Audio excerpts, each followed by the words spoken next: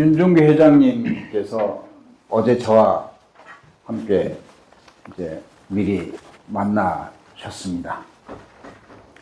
아까 말씀대로 질문지는 주나? 저는 오늘 새벽에 일어나서 질문지를 제가 만들었기 때문에 드릴 수가 없어요. 이렇게 새벽에 일어나서 써왔습니다. 어제 뵌 걸 바탕으로 해서 또 지난 연휴 때 제가 나와서 책을 다 읽은 걸 바탕으로 해서 뭘 할까 고민하다가 오늘 생각한 거는 윤종규 회장님이 살아온 삶의 궤적을 듣는 게 가장 중요한 거겠다 하는 생각을 했습니다. 여기 계신 분들이 연식이 다르기 때문에 대한민국이라는 나라 이름은 똑같지만 조금씩 달라졌습니다. 그래서 각자가 살아온 환경이 다릅니다. 근데 제가 윤종규 회장님을 모신 첫 번째 이유는 저하고 닮은 점이 너무 많아요. 태어날 때 좋은 점이 당하는 게 아니라 태어날 때 별로 좋지 않은 점이 너무 많아서 저하고 별 차이가 안 나니까 1955년 태어나실 때가 대한민국에 전쟁 끝나고 나서 소위 말하는 많은 사람이 태어나는 베이비 붐의 1세대입니다. 1950년이 그렇죠. 전쟁 끝나고. 그때 태어난 사람 가운데 다 가난했지만 아주 예외를 제외하고는 누가 덜 가난했냐, 누가 잘 살았냐, 이거는 말이 안 되고 그런 입장인데 윤종규 회장님께서는 6남매의 5번째로 태어나셨습니다. 위에 누나가 3분 계시고 형이 1분 계시고 본인 태어나고 그리고 여동생이 하나 이렇게 6남매의 5번째로 태어났습니다. 저하고 다른 점이 있다면 저는 아버지가 6.25 전쟁에 나가서 군인으로 전사하셨기 때문에 제 동생이 없습니다. 제가 장남인데 제가 태어난 지 1년 만에 우리 아버지가 전사하셨기 때문에 요 차이가 조금 있습니다. 그러니까 6남매를 기르셔야 했던 윤종규 회장님의 부모님과 하나만 기르셨던 우리 어머니의 차이인데 그래서 윤종규 회장님이 살아온 그 궤적 자체가 제 친구들하고 거의 같습니다. 그래서 처음에 출발부터 윤종규 회장님의 인생 출발부터 여쭤보도록 하겠습니다. 어디에서 태어나서 어떤 환경에서 태어나서 의식을 찾아보니까 어떤 환경이었다. 이 말씀을 먼저 해주시겠습니다. 예, 우선 말씀하신 것처럼 어떻게 보면 저희 삶의 궤적이라는 게 우리 50년 때부터 이제 2026년까지 한국 경제 또는 한국이 이어온 길이라고 또 할 수 있을 것 같습니다. 그렇지만 저는 또 행운아라고 생각하는 게 제 한 3, 4년 선배님들은 자네는 행운아야 하고 얘기를 합니다. 왜냐하면 우리는 전쟁 중에 포화를 들으면서 태어났거든. 근데 당신들 평화의 시기에 태어났으니까. 그래서 당신들이 우리보다 훨씬 잘해야 돼 하는 말씀을 저는 정말 그렇다고 생각합니다. 제가 태어난 것은 전남 나주였고요. 나주인데 아시는 것처럼 요즘은 이제 나주하면 저희가 학교 다닐 때 늘 배라고 배웠는데 저희 집에는 배가 하나도 없었습니다. 그러니까 저희 마을 부근에 배가 전혀 없었고 저희는 광주에 가까운 나주였는데 주로 요즘은 온해단지로 유명한 지역입니다. 그리고 역으로 하남시나 이런 역할하고 비슷하게 광주권에 가장 가까운 인근 시로 해서 제가 살았던 그 지역 전체가 이제 아파트로 바뀌어가는 것 같습니다. 그래서 어떤 의미에서 보면 나주라는 그 옛날 옛고을에 그건 있었지만 특히 우리 전라남도 기준으로 보면 그래도 어촌 지역은 현금이 돌았던 것 같아요. 그런데 농어촌 지역은 우리 부모님이 장을 갈 때 보면 현금화할 수 있는 게 유일하게 계란이었던 것 같습니다. 그 외에는 이 쌀농사하고 포기농사 외에는 현금화가 되는 없는 그런 시기였던 것 같고, 다 가난이라는 건 그 당시는 저희가 거의 공통으로 겪었던 거고, 그 가난을 어떻게 보면 이겨내고 또 극복해서 오늘이 이런, 그게 이제 저희 여기 계신 모든 분들의 노력, 네. 우리 본인인데 땀이라고 생각합니다. 올해 누나 세 분하고 형까지는 초등학교를 졸업하고 돈 벌러 나갔습니다. 그래서 이제 부모님 입장에서 보면은 그래도 우리 가문에 한 사람이라도 중학교는 보내야 되지 않냐. 그래서 6남매 가운데 최초로 중학교를 갈 수 있게 됐습니다. 그런데 중학교에 가기 전 이야기를 조금 드리면, 또 국민학교가 6년제 국민학교가 아니고 분교가 생기는 바람에 제대로 공부할 수 있는 여건이 안 돼서 비로소 4학년까지는 분교에서 공부하고 5학년 때 이제 6학년까지 있는 학교로 옮겨서 공부를 하게 됐습니다. 그래서 그 공부할 때 굉장히 의미 있는 주산반이었다. 주산반이었다. 이걸 좀 소개를 해주시죠. 예, 여러분들이 아시겠죠? 분교라는 것은 오지라는 표현이거든요. 그러니까 번교는 읍내나 그쪽에 있는 거고, 분교가 있다는 것은 너무 떨어져 있으니까 번교까지 다니는데 너무 머니까 어린 학생들이 학교를 다니기 너무 힘들다. 따라서 이제 분교를 만든 거니까 오지라는 표현이고요. 그래서 이제 4학년까지는, 원래는 6학년까지 분교에서 수업을 하기로 했는데, 사실은 그때 우리 부모님들이 스트라이크를 해서 교육 수준이 떨어진다. 번교로 우리는 분교를 반대한다 했는데 타협책으로 4학년까지는 분교를 다니고 5, 6학년은 번교로 가는 걸로 그렇게 이제 한 학기를 스트라이크를 해서 얻어낸 결과입니다. 그런데 어찌됐든 그 사이에 이제 3학년 2학기 때 특활 활동을 하면서 이제 주산을 시작했고, 공교롭게도 이제 주산에 조금 재주가 있었는지 제가 주산 선수가 돼서 이제 그 학교의 대표 선수로 이제 자꾸 상을 타고 하니까 교장 선생님은 주산 선수로 학교 이름을 날리기를 원하고, 저는 어린 마음에 생각하니 주산은 아무래도 특수 분야이기 때문에 그쪽으로 들어가면 이 시적으로는 좋을 것 같지만, 아주 어린 마음이지만 뭐 명확히 그런 비전이 있었던 건 아니지만 오히려 좁아지는 것 같다는 생각이 있어서 공부를 하겠습니다 해서 교장 선생님한테 뺨을 맞았던 기억이 있습니다. 그때는 뺨 맞는 게 보통만 뭐 있는 일이니까요. 지금 같으면 큰일이 나겠지만, 어찌됐든 초등학교 때 이제 그런 과정이었는데, 딱 하나 기억나는 거는 제가 이제 중학을 광주로 와서 보니까, 이게 학교 선생님들 또는 교육 환경이란 차이가 이렇게 크구나. 그러니까 저희들이 갖는 정보라는 것, 선생님에 의존하는 것, 학교에서 가르치는 게 아무것도 없는 상황 아닙니까? 저희는 전과 수련장이라는 걸 몰랐으니까.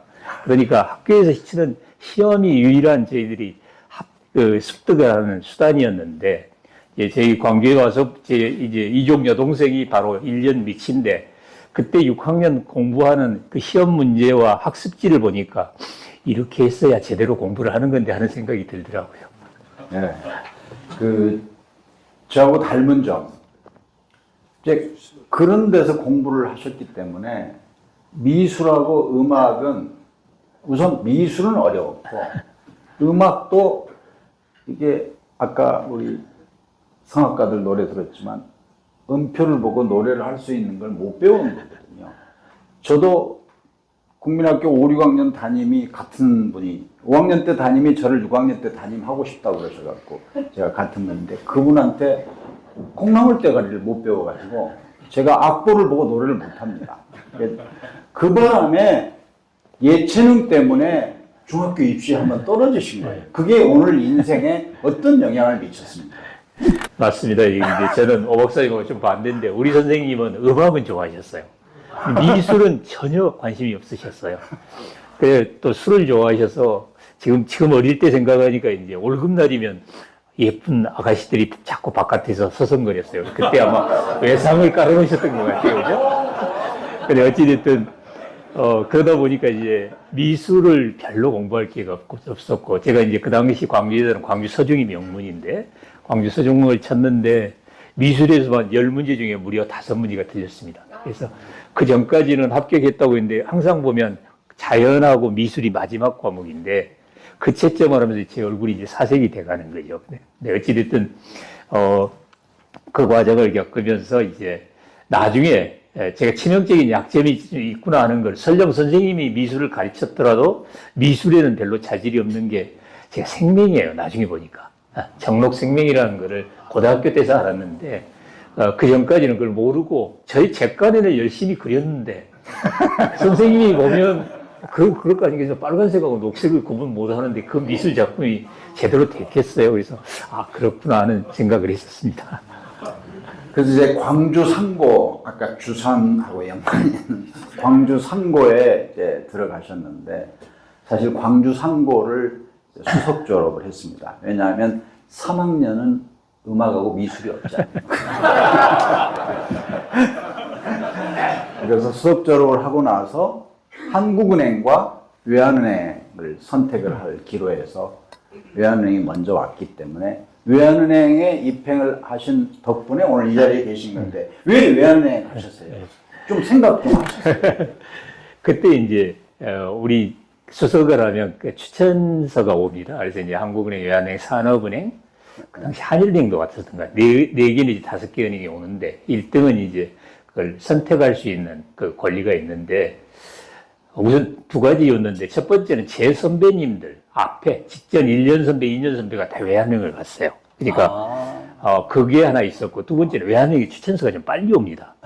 세 번째는 우리 선생님들하고 제가 갖는 정보란 게 요즘처럼 뭐 이렇게 SNS나 여러 가지 정보가 가능한 게 아니기 때문에 우선 촌놈이 회라는 데 대해서 엄청난 그 호기심이 있었고 또 뭔가 그 희망이 있었지 않습니까? 그래서 외환은행이 회의 지점이 많다. 그리고 회의에 나갈 기회가 훨씬 많다. 나중에 보니까 꼭 그런 건 아니었는데.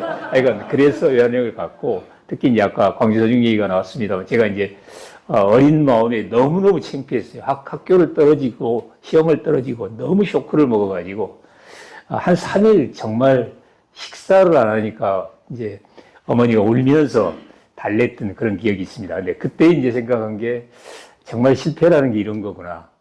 가능하면 사람이 모든 게 자기 뜻대로 되는 건 아니지만 다시는 실패를 되풀이하지 않아야겠다. 그리고 실패라는 게 그렇지 않습니까? 어떻게 보면 준비가 가능한 그 시도가 있고 또 예측치 못한 부분까지 제가 할 수는 없지만 준비가 가능한 부분은 최대로 또 잘 준비해서 그러한 우를 또 그런 실수를 되풀이하지 않아야겠다 하는 생각을 했던 어린 생각이 있습니다. 그런 생각을 아주 어려서 할 수 있는 그런 기회가 된 거죠. 그래서 외환은행에 들어간 다음에 이제 인생 행로가 오늘 이야기하는 것과 조금씩 가까워집니다. 그 당시 외환은행에 입행한 사람들은 정말 우수한 사람들이었기 때문에 대부분의 행원들이 일과 학업을 병행하기 위해서 야간 대학이 그때는 엄청나게 이제 좋았습니다. 그래서 서울에서 만약에 상고를 나왔다면 아마 취업과 학업을 바로 계속해서 7사학번이 되셨을 건데. 네, 맞습니다. 그런데 이제 지방에서 나오니까 취업이 먼저지 뭐 대학 외환은행 취업해가지고 대학 들어가는 생각을 못했으니까 자연스럽게 7호학번으로 입학을 했는데 당시 최고의 야간대학의 명문인 성균관대학교 경영학과를 택하게 됐습니다. 경영학과에 입학하시게 된 동기 가서 경험한 거를 잠시 소개해 주시고 그 다음으로 넘어가겠습니다. 예, 지금 박사님이 제 이력서를 다 샅샅이 보셨죠. 우선은 이제 다행스러웠던 게 제가 첫 부임기가 종로지점이었습니다. 외환은행 종로지점이 지금도 대한성서공예 빌딩입니다. 지금은 욕정 구시집인 거로 바뀌었더라고요. 그냥 1층이. 그러긴 한데 제가 가끔 거기 지나보는데 다행이었던 거는 그때는 학원가가 종로에 있었어요. 네. 그래서 근무가 끝나고 저녁 학원을 들을 행운이 있었다 하는 게 굉장히 큰 행운이었고요.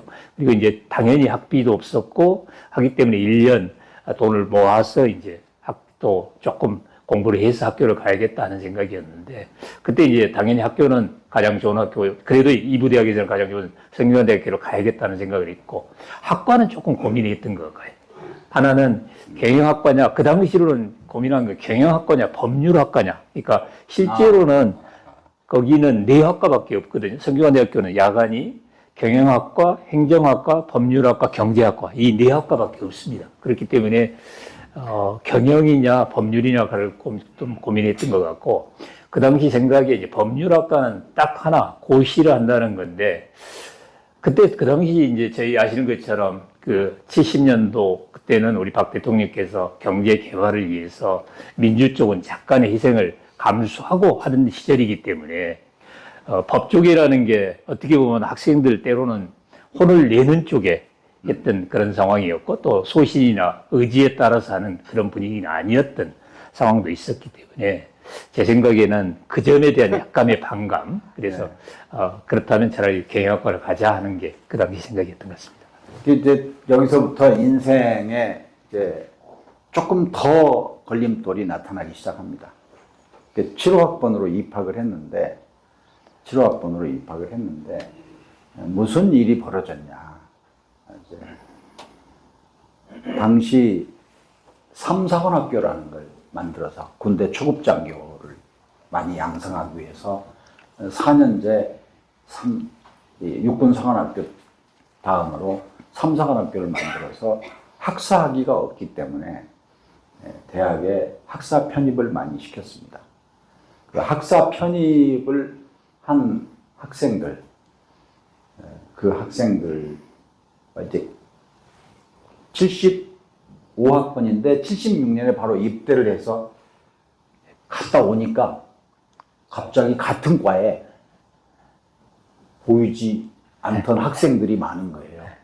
그래서 이제 거기서부터 인생이 의도한 대로 안 되는 시위 주동자로 몰리게 그 경험을 좀 했어요.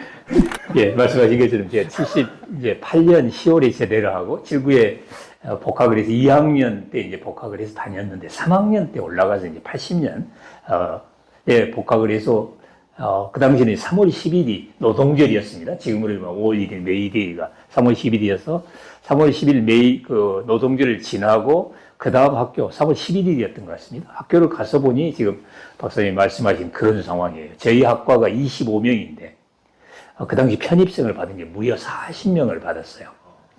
그러니까 가서 보니까 아는 사람이 아무도 없고 우리 학과 학생들 없는 거예요. 그래서 경영학과 맞습니까?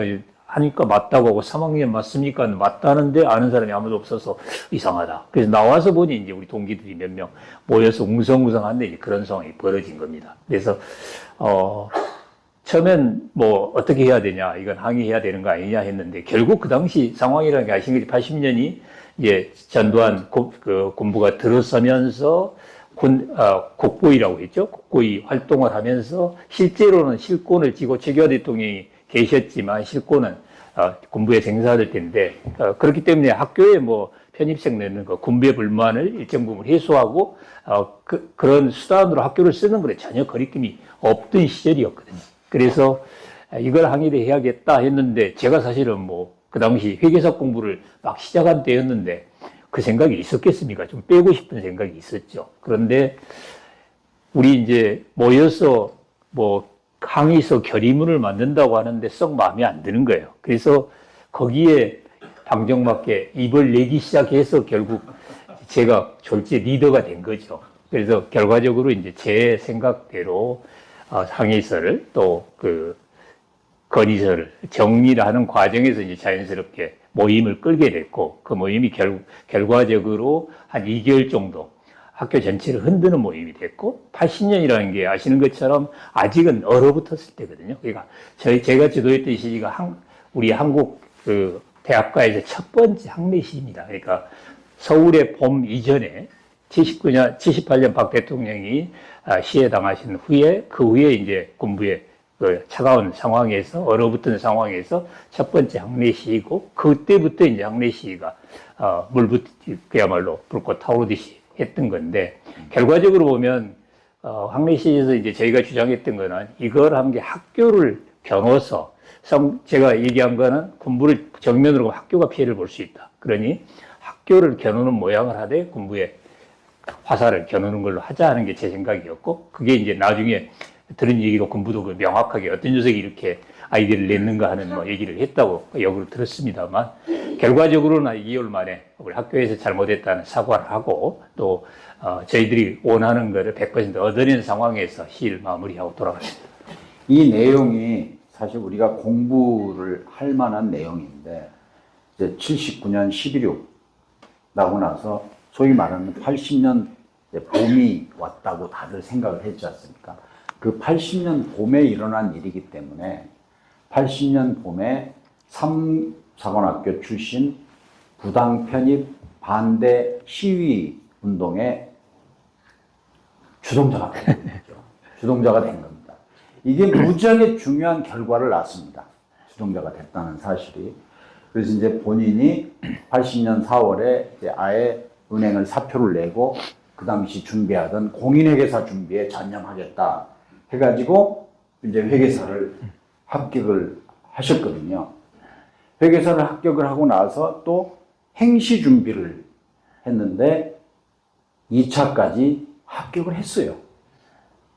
합격을 해서 행시는 2차 합격하면 끝이거든요. 3차는 면접이니까. 그래서 3차 면접을 쳤는데 어떻게 된 거예요? 사실은 저는 제가 원래 군에 있을 때 진로를 뭘 할까 하는 생각을 했었고, 그 당시로는 여러 고민하다가 그래도 우리 목사님이나 우리 나와 계시는 정 회장님도 행실을 하셨었는데 그렇게 해야겠다. 그러니까 행정 관료가 돼서 봉사를 하는 게, 그 당시로 제가 생각하기에는 여전히 저희 세대에는 점점 민간의 힘이, 민간의 영역이 강해지겠지만, 그러나 행정이 주도하는 세상이 저희가 50대까지는 사는 세상 아닐까 하는 생각이 이제 어릴 때 생각이었고, 그런 생각에서 행시를 해야겠다는 생각을 했는데, 행시했을 때 가장 큰 문제는 제가 뭐 백이 있습니까? 좋은 학교를 나왔습니까? 좋은 지역을 나왔습니까? 경우에 따라서 떨려 나갈 수도 있겠다 하는 생각을 해야 되는데, 그러려면 호구지책이 있어야겠다. 그러니 자격증으로 회계사를 하자 하는 거였고, 그래 2개를 하자는 생각을 군에서 했는데, 순서는 제 생각으로 원래 행시 회계사였는데, 저보다 먼저 공부를 시작했던 학과 동기의 자문이 경영학과하고 맞는 거는 훨씬 더 회계사가 맞는 것 같다. 부담이 적은 것 같다. 회계사를 먼저 하는 게 좋겠다 해서 이제 회계사를 했기 때문에 행시를 자연스럽게 한 거고요. 그래서 행시를 이제 합격한 후에 걱정이 됐죠. 왜냐하면 이미 제가 5월 달에 그 당시 5.17 터지면서 1개월간 소위 경찰서에 잡혀가서 조사를 받고 구류가 돼 있었고, 그 다음 1개월 만에 풀려났기 때문에 그게 영향이 있을 수도 있겠다 하는 생각은 없지 않아 있었고, 그래서 이제 저를 따라다니는 그 당시는 요즘으로 얘기하면 블랙리스트?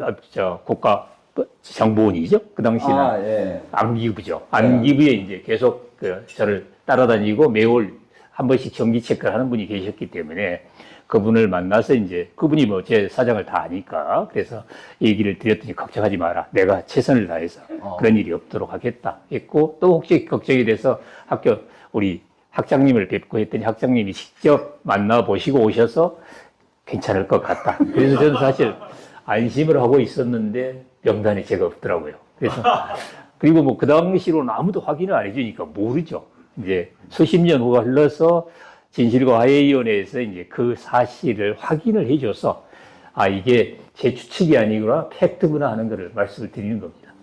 근데 이제 삶이 알 수가 없는 게, 저는 그때 행시가 만약에 3차 시험에 합격했다면 KB금융지주 회장을 이렇게 오래 하면서 바꿔놓기는, 아니, 그랬을 수도 있지만, 그랬을 가능성은 더 적을 것 같아요.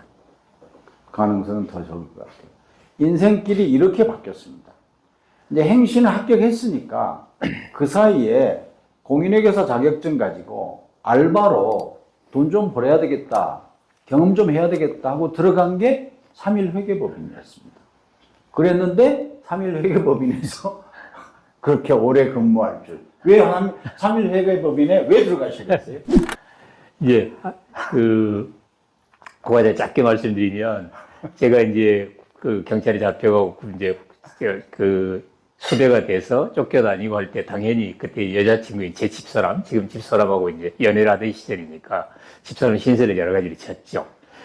그래서 이제 일단 풀려나오고 회계사를 합격하고 나니까 집사람이 그때 외국은행을 다녔는데 외환은행에 같이 근무를 하다가 이제 그 당시는 결혼하면 다 그만둬야 됐거든요. 근데 외국은행만이 유일한 결혼하고도 다닐 수 있는 직장이었기 때문에 소위 우수 인력의 여성들은 우리나라의 외국계에 있던 시절입니다. 그리고 한국계에서는 여성들이 결혼 후에 다 그만두는 게 너무 당연시되던 시절이니까요. 그래서 집사람이 그 외국은행에 있었는데 창피해서 못 다니겠다. 이거 도대체 대목군하고 연애를 해서 하는 그런 상황이니 그래서 이제 결혼을 했으면 좋겠다 해서 이제 결혼을 해야 되는데 여러분들이 아시는 것처럼 아무리 그렇지만 결혼한데 무직으로 하는 거는 조금 좀 거시기하지 않습니까? 그래서 이제 그런 부분에서 마침 이제 회계사 15를 해야 되니까 제 친구가 그에 같이 합격을 했습니다. 그 친구를 따라서 3일을 갔다가 우리 연생도 같이 근무하시죠 하는데 제가 생각해 보겠습니다 했던 게 있어서 얼마 후에 이제 한 달 정도 가서 저도 근무하겠습니다 했던 게 3일이 갔고 그런 의미에서 이제 3일을 나오면서 우리 후배들한테 한 얘기가 아르바이트로 하러 왔다가 20년을 있었다 하는 얘기를 했습니다. 여기서 제가 인연 이야기를 조금 우리 다 오늘 아침 7시에 이 자리에 다 오신 거는 사실 인연 덕분이죠. 인연 이야기를 좀 드리고 인연 중에서는 좋은 인연과 악연이 있습니다.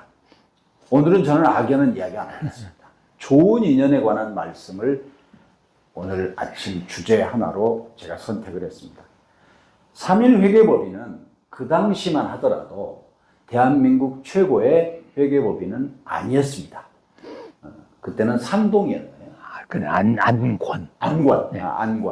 안권이 최고였고 3일 회계법인은 최고는 아니었습니다. 그 3일 회계법인을 최고의 회계법인으로 만든 서태식 지금 명예회장님과의 인연이 시작됩니다. 네. 그 말씀을 좀 해주시죠. 네.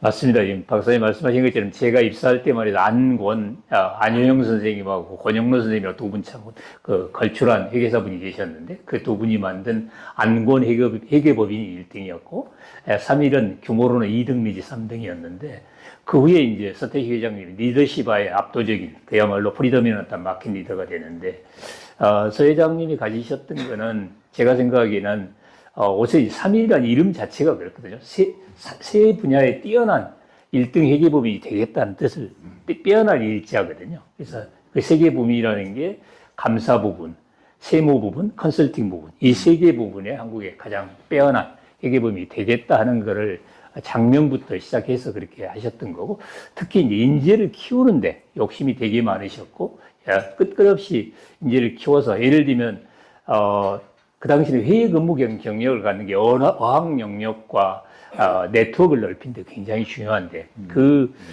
지금이야 한국 기업들이 나가 있으니까 비즈니스가 있었지만 그 당시는 한국 기업이 그 해에 나간 케이스가 드물었기 때문에 대부분의 경우 어떻게 보면 지금 우리가 외국인 노동자를 대하듯이 한국에서 오는 아무리 한국에는 뛰어난 인재라고 하지만 외국에 가면 그런 상황이었는데 서 회장님이 그걸 계속 보내셨죠. 그래서 그 꽃을 피운 게 IMF입니다.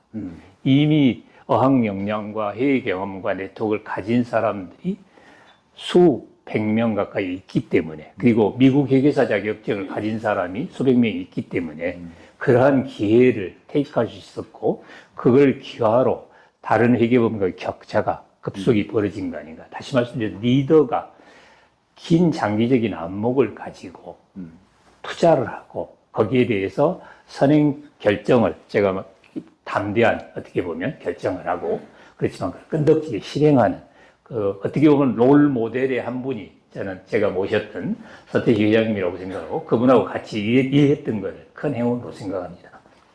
근데 이제 서태식 회장님께서 보통은 이제 3일 회계법인에서 기여를 했으니까 해외 연수라고 할까? 해외 근무 기회가 주어지는데 본인은 당연히 그때까지만 해도 1순위가 미국이었는데 일본으로 밀어넣었거든요.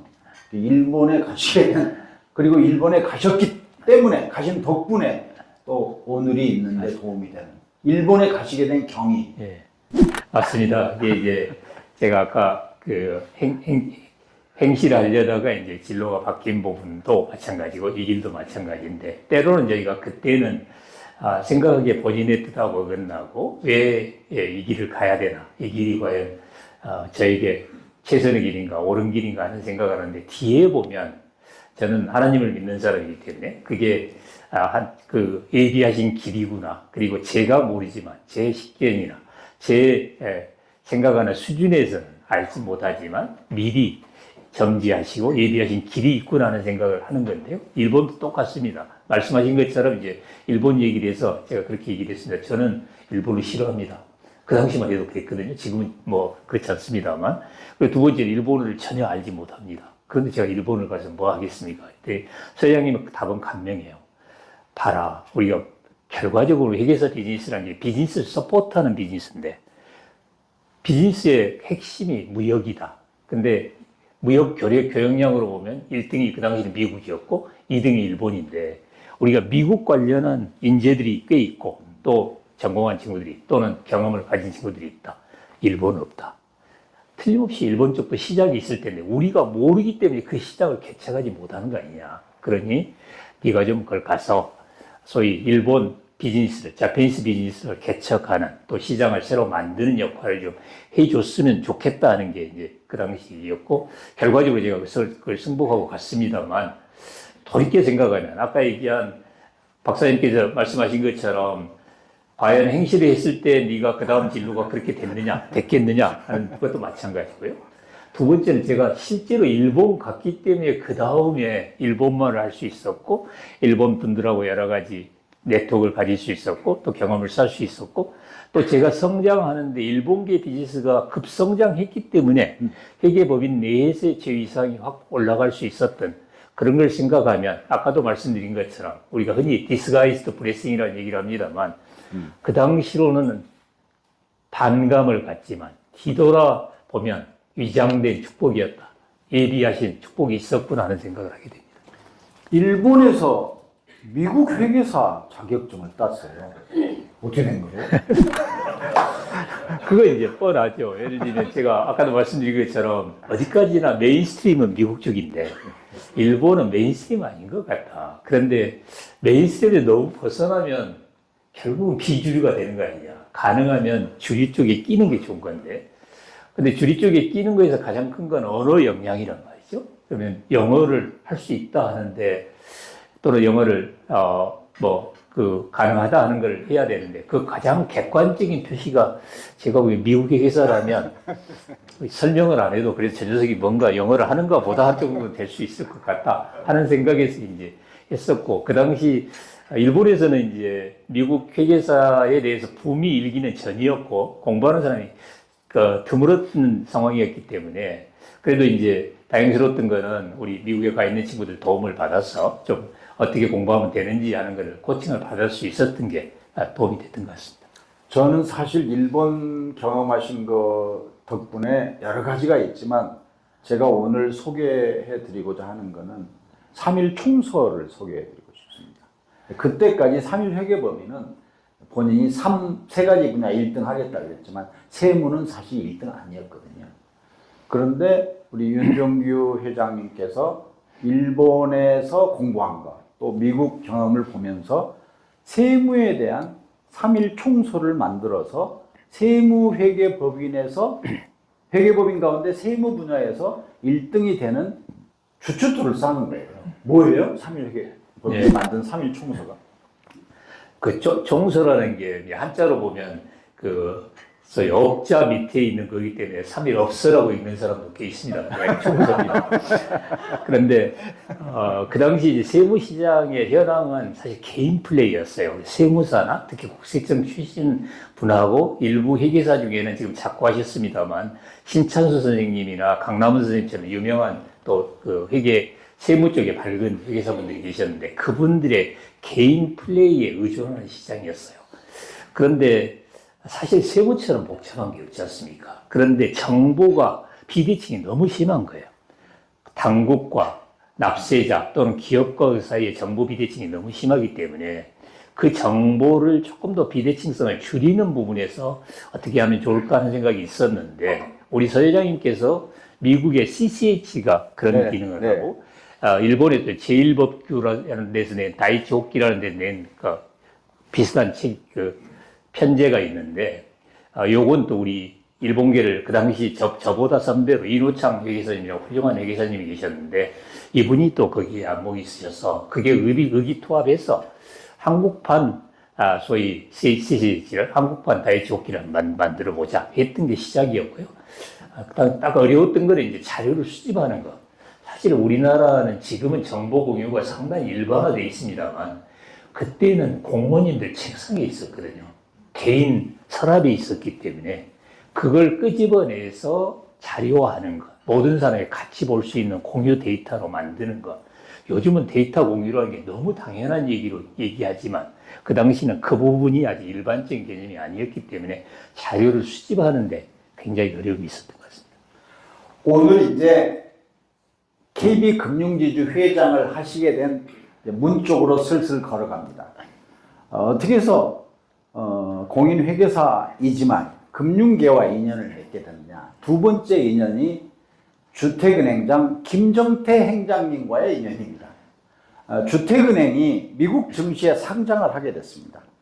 근데 3일 회계법인이 써낸 돈으로는 이게 낙찰이 될 수가 없었습니다. 왜냐하면 다른 회계법인이 적게 써냈기 때문에. 그런데 윤종규 회장님께서 일단 김정태 회장님과의 대화를 바탕으로 3일 회계법인을 설득을 해서 주택은행의 미국 증시 상장을 맡게 됐습니다. 그걸 계기로 금융계의 강자 회계법인이 되게 된 배경은 무엇입니까? 예, 간략히 이제 말씀드리면 그 과정에서 이제 제가 금융 쪽은 아까 외환은행부터 금융적 인연을 가졌고 그러다 보니 회계법인에 와서도 이제 은행 출신이라는 뒤에 그게 있지 않습니까? 그러다 보니 이제 금융 쪽에 잘 알 거다 하는데 사실 뭐 잘 알지는 못했지만 그런 부분에서 인연이 됐던 건 리스 회사들이 노태우정권 들어서면서 한 20개 정도가 무더기 인가를 냈던 적이 있는데 제가 리스 회계 기준을 만드는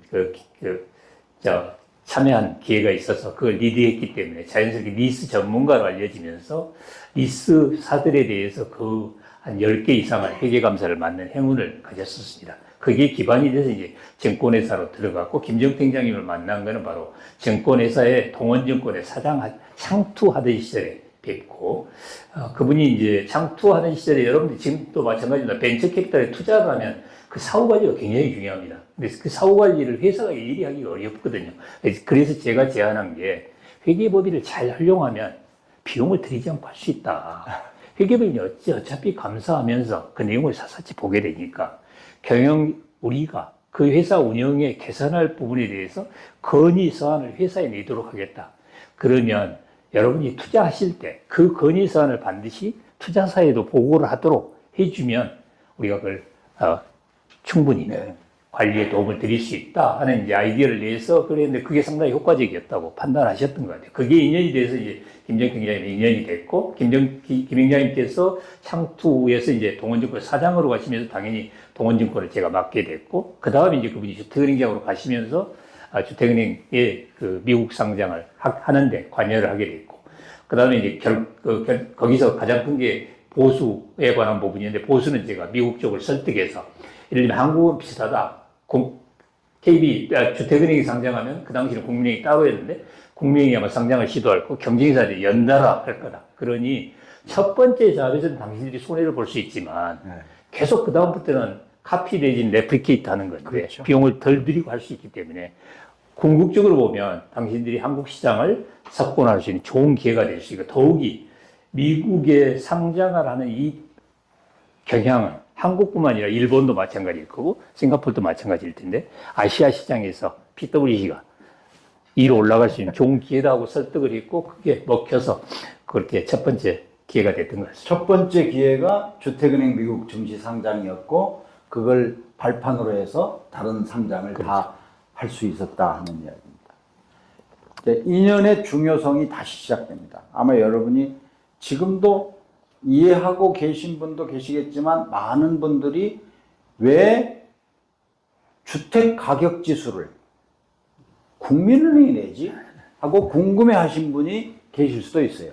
주택 가격 지수를. 왜 그러냐?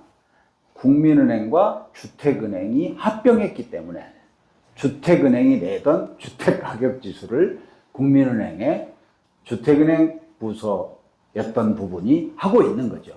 김중태 행장님이 국민은행과 주택은행의 합병을 하면서 국민은행장이 맞느냐, 주택은행장이 맞느냐의 기로에서 김종태 행장님이 합병된 국민은행장을 맡게 된 것이 우리 윤종규 회장님이 국민은행 가시게 된 계기인데 그 합병 결과 어떻게 해서 김종태 행장님이 데리고 오시라고 초청한 거예요?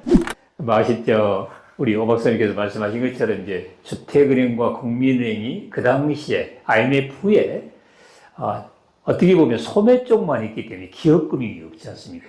근데 IMF라는 게 문제가 기업에 대한 과다 부채, 기업들의 부실로 인해서 그 파고가 은행까지 온 거기 때문에 그 당시에 소위 리딩 그룹에 속했던 은행들은 다 거기에 관련이 돼 있었거든요. 그런데 국민은행과 주택은행은 소매금융만 했기 때문에 기업금융에 피해가 없었죠. 그러다 보니까 가장 건전한 은행 두 은행이 주택은행과 국민은행이었고 이 두 개 은행이 합병하면서 자연스럽게 리딩뱅크로 부상을 하게 되는 거고, 그러니 이제 김정태 위원장님께서 첫 번째 주택은행장 갔을 때 저한테 와서 같이 일할 수 없느냐는 제안이 있었고, 그 다음에 이제 통합 과정, 아까 말씀드린 미국 상장하고 이제 통합하는 과정에 자연스럽게 늘 어드바이스를 하게 되니까, 그때 이제 말씀이 계셨고, 세 번째가 통합했을 때, 합병, 발족할 때 말씀이 계셨습니다. 근데 이제 그 당시는 제가 가장 고민한 게, 3일의 후배들이 아직 제 뒤를 이을 준비가 안 돼 있었던 거에 관한 고민이 있었고, 그런데 그 사이에 벌써 한 1년 반, 2년이 지났지 않습니까? 첫 번째 제안을 받을 때부터.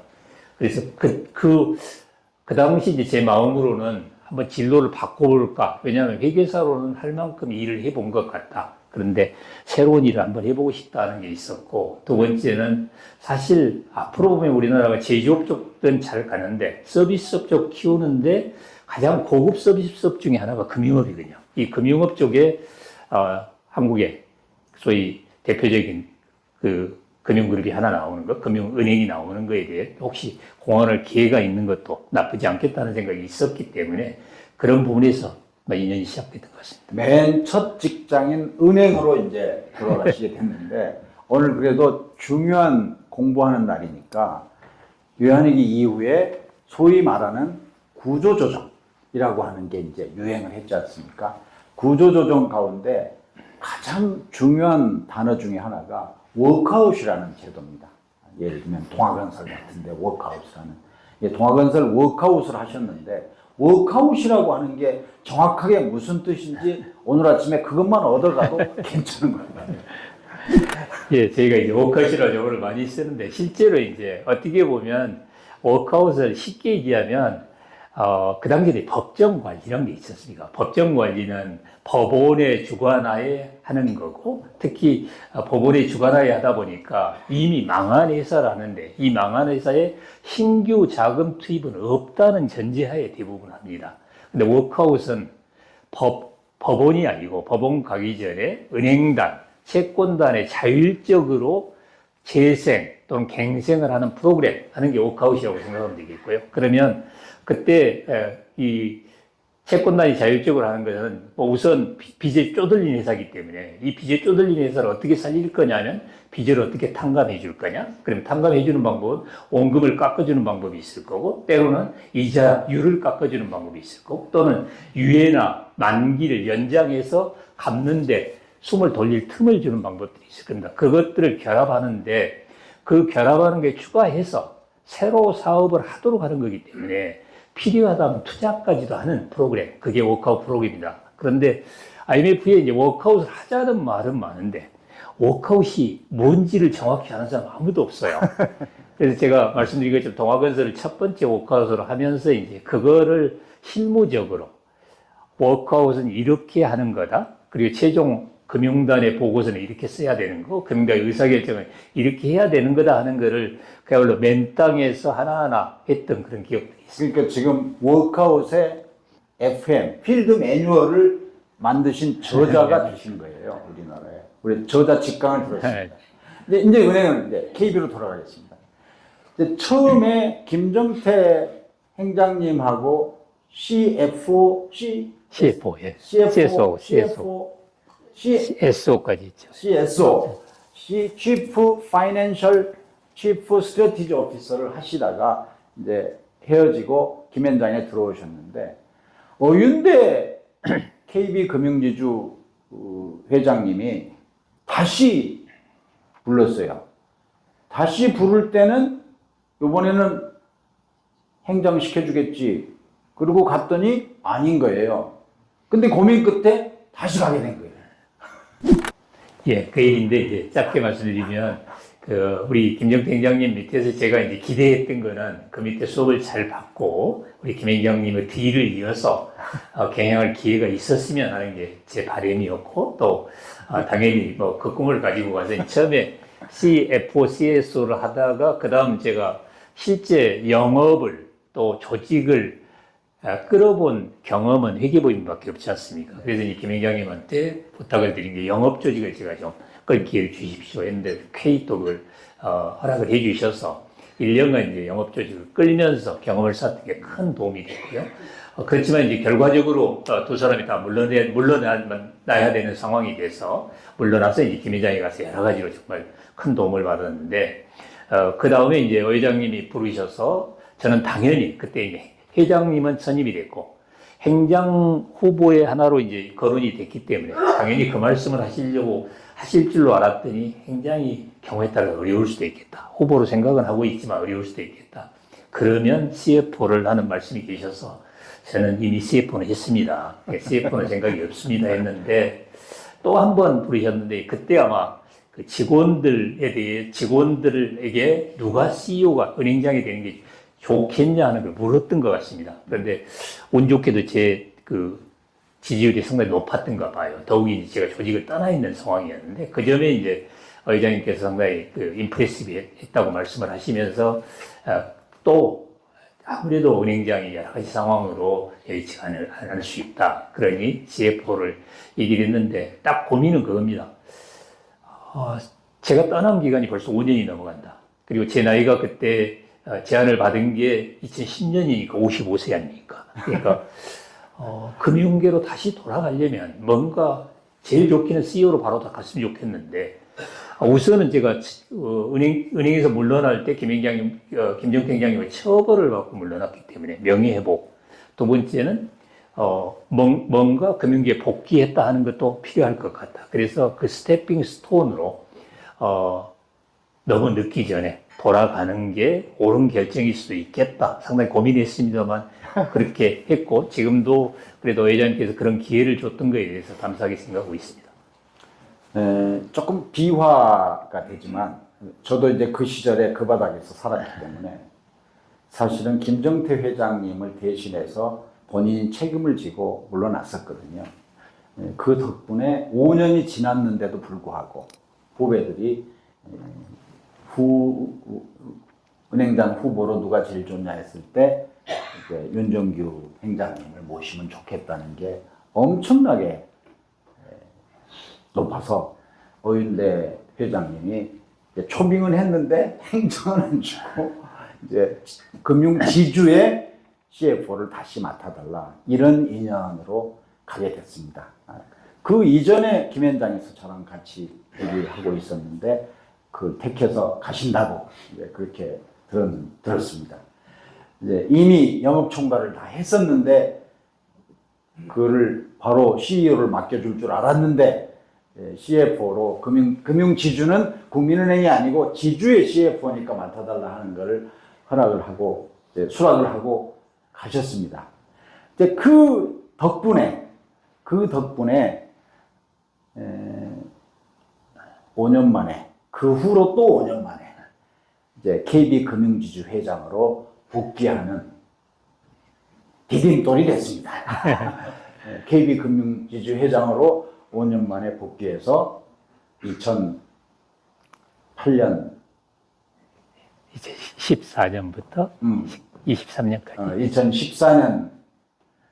2014년부터 9년 동안 이제 회장을 하시고 이제 물러나셨는데, 그때의 금융지주라고 말은 했지만 사실은 국민은행이 차지하는 비중이 거의 대부분이었고, 다른 비은행 쪽의 기관은 비중이 낮았거든요. 그거를 대한민국의 금융계의 삼성을 만들겠다는 비전을 가지고 9년 동안 만드신 거죠.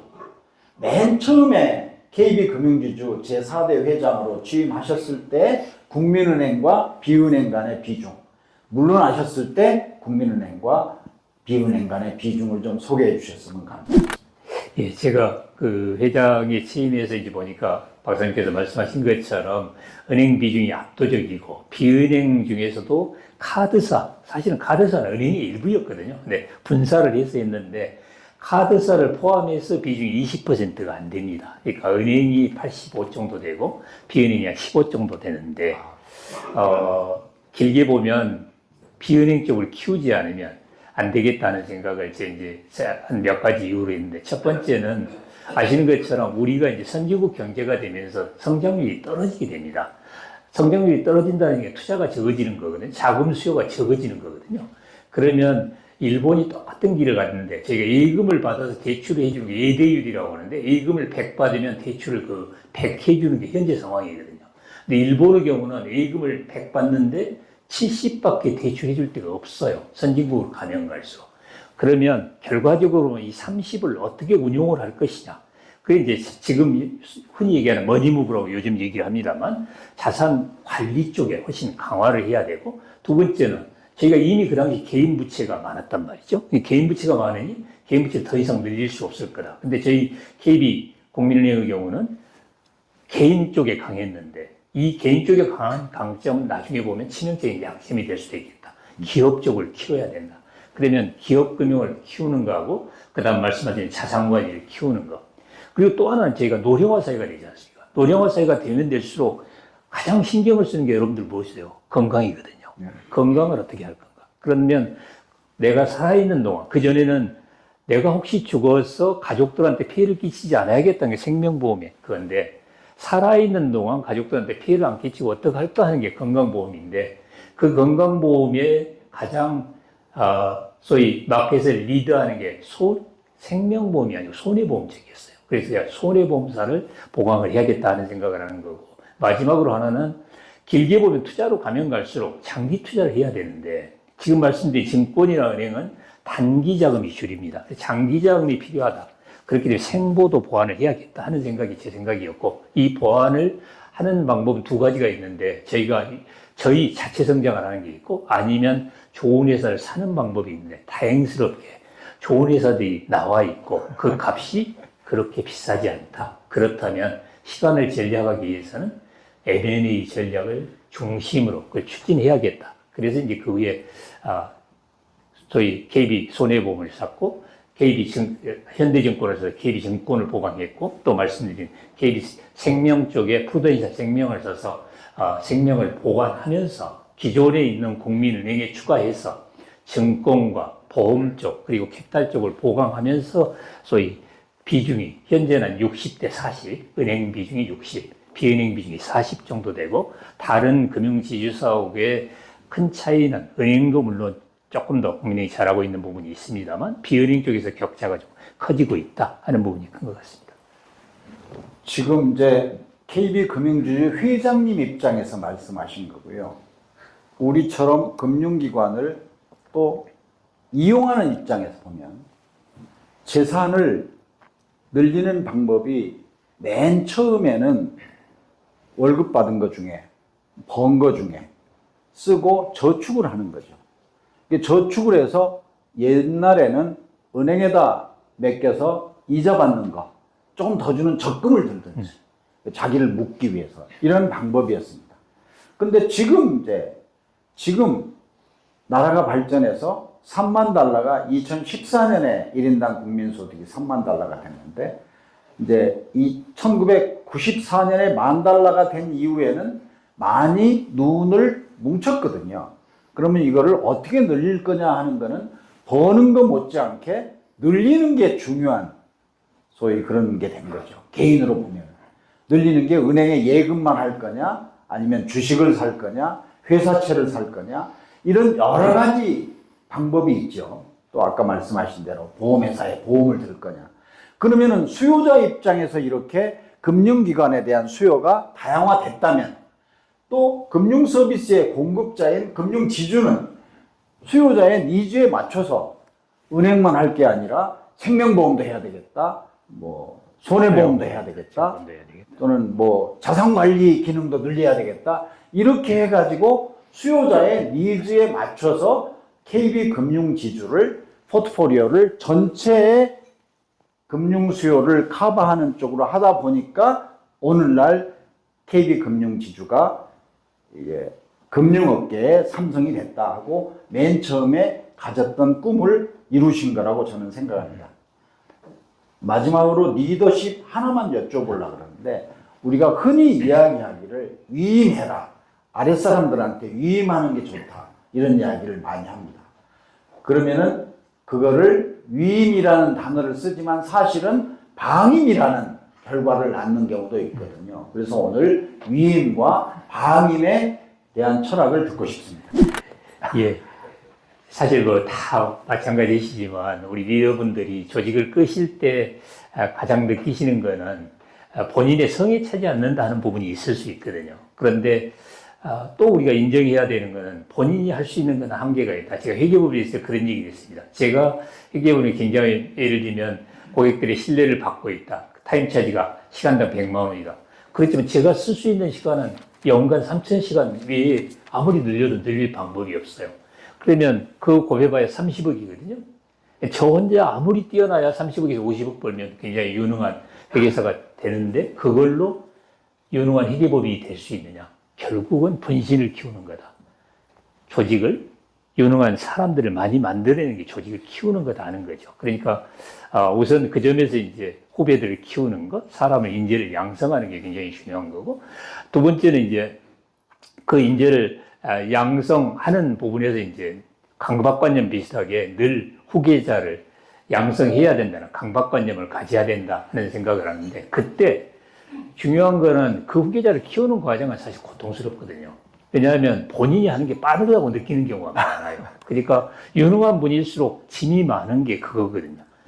성에 안 차기 때문에 일을 맡기지를 못해요. 근데 결국은 이게 자성자박이더라. 그래서 소위 위임을 해줘야 되는데, 그 위임의 첫 번째는 네가 이 일을 책임진다 하는 거고, 두 번째는 위임한다고 해서 그냥 맡겨두는 게 아니라, 저는 이제 인파워먼트하고 인스파이어라고 얘기를 하는데, 인파워하는 거하고 힘을 실어주는 거하고, 두 번째는 어떻게 잘하는가는 계속 코칭을 해줘야 할 의무, 책무가 이 사람한테 있다고 생각합니다. 그게 위임이고, 방임은 그중에 특히 인스파이어가 하는 기능이 없는 거죠. 알아서 해.